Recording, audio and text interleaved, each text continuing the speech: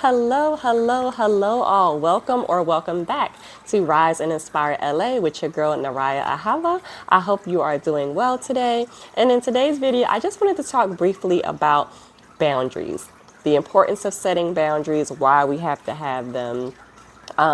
Because I feel like a lot of times we we kind of want to overextend ourselves, and a lot of times that works out to our own detriment.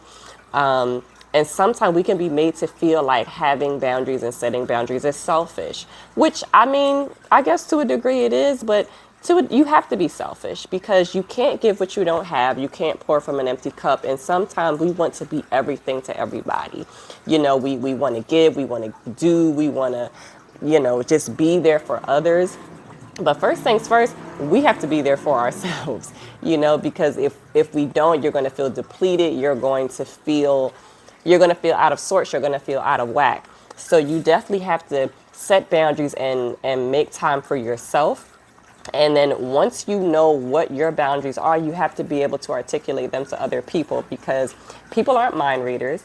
And what may be common sense to you or a clear, obvious boundary to you may not be to the next person. So I think we really have to get a gauge on what we need as far as how we interact with those that we have intimate, close relationships with. How do we conduct ourselves with them? How do we expect to be treated? How we expect people to conduct themselves with us? And then we just have to communicate that.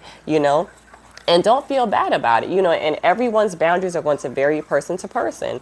Like, for example, let's say that you have a boundary where every Monday at 7 o'clock you take a bath and you don't want to be disturbed. You're not accepting phone calls. You're not checking emails. You don't want to be bothered. That is your you time. That is a boundary. And live your best life. Don't feel bad about that, or don't let anyone guilt you because someone needs something or this, that, and the third. You cannot be everything at all times to everybody, and you have to pour into and take time for yourself and understand what your boundaries are, what your lines are that aren't to be crossed, because that's really the only way that we're going to have healthy, balanced relationships with other people. Because if people don't know what your boundaries are, what your do's and your do nots are, then when they're overstepping them, if you're not communicating that to them, then that's going to cause strife and issues and, potentially fallouts with people that you love or that you might be close to. And like I said, the boundaries are going to look different for everybody. What may really bother you and maybe a no-go for you may not be an issue for the next person. So I feel like when you're setting boundaries, when you're really trying to sit and understand what your boundaries are, you really have to just be brutally honest with yourself and say, hey, how do I want to operate in my relations with other people? How do I want people to operate with me? What are some things that don't sit well with me? They don't sit right in my spirit, in my mind, in my heart. These things bother me.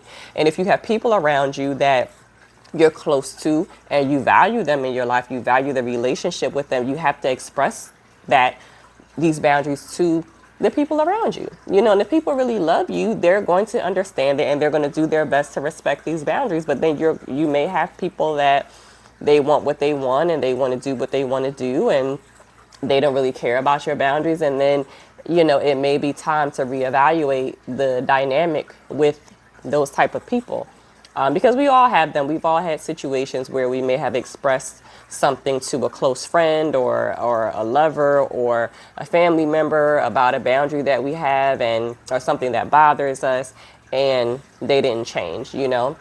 So you are the CEO of yourself and your personal real estate. And if something is disturbing to you, whether that's mind, body, or spirit, you have to make it known, and you have to be willing to always put yourself first and your needs first before you can pour out to anyone else, before you can give to anyone else. You have to give to yourself, and it kind of all starts with you.